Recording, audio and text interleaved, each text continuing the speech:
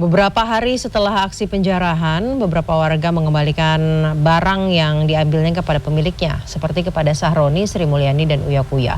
Ada yang secara sadar mengembalikan, namun ada pula yang secara pura-pura mengembalikan karena berdalih hanya menemukan. Ya, sementara itu mantan Mendikbudristek Nadiem Makarim ditetapkan sebagai tersangka pengadaan laptop oleh Kejaksaan Agung. Nadiem menjadi orang kelima yang ditetapkan sebagai tersangka setelah sebelumnya Kejagung menetapkan 4 tersangka. Selengkapnya kita simak dalam rangkuman peristiwa sepekan.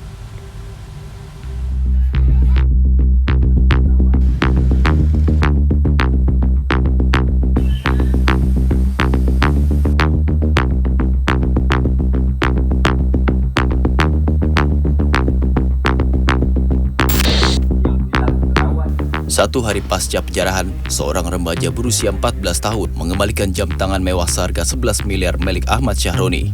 Didampingi pengurus RT dan RW setempat, keluarga remaja yang mengambil jam tangan mengembalikan melalui salah satu anggota DPRD Jakarta dari fraksi Partai Nasdem. Kami datangin ke rumahnya, kami himbau untuk segera dikembalikan barang-barang yang diambil. Dari pihak keluarganya juga sudah menyatakan bahwa oh ini jam mahal kayaknya deh. Kami mah untuk apa jam-jam begini, saya kembalikan aja. Sebelumnya, sekelompok orang tidak dikenal menggeruduk kediaman Ahmad Syahroni yang berada di Jalan Swadaya Timur 22, Kebon Baung, Tanjung Priok, Jakarta Utara pada Sabtu pekan lalu.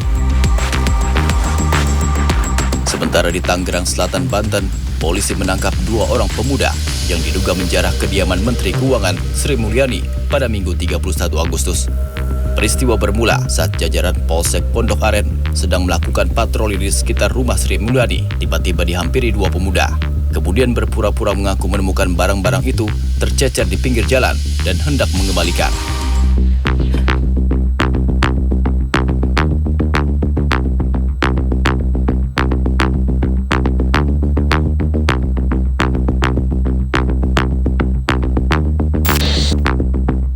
Kasus penjarahan di rumah anggota DPR RI, Surya Utama alias Uya Kuya, terus bergulir.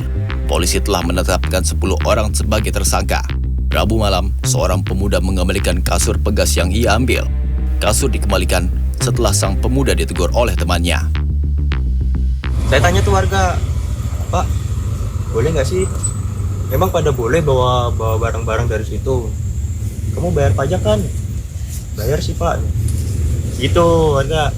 Ya udah bawa aja. Sebelumnya pada Rabu sore, Uya bersama istrinya mendatangi Mapolres Jakarta Timur untuk mengajukan restoratif justice kepada seorang wanita yang telah menjarah rumahnya. Restoratif justice diajukan karena terduga pelaku adalah seorang ibu dan memiliki anak. Dari rumah Uya, sang ibu mengambil AC yang tergeletak di sekitar rumah. Aku seorang ibu-ibu, udah umurnya lebih tua dari saya. Tadi membawa AC ya. AC yang di dalam rumah itu indoor AC. Tapi tadi saya ketemu dengar cerita dari teman-teman rekan-rekan polisi di sini juga, karena kondisinya ibu ini juga dia pekerjaannya tukang parkir, terus juga cucunya juga bisu, disabilitas, oke. Terus udah gitu juga suaminya juga tukang parkir dan tinggal dengan anaknya dan cucunya.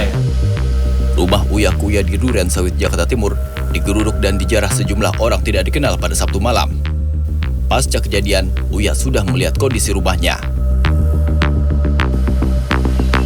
Pasca kejadian demo, polisi menangkap Direktur Lokataru DMR atas dugaan penghasutan provokatif yang melibatkan anak di bawah umur.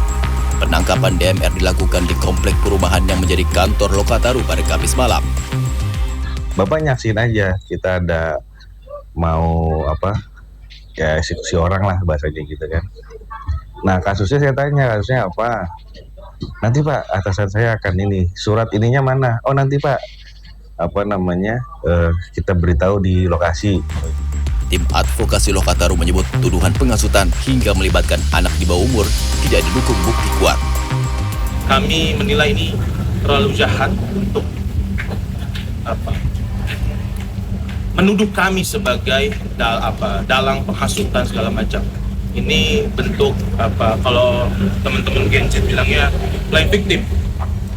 Seharusnya institusi yang kita lagi berdiri di sini, dia mengintrospeksi diri sendiri.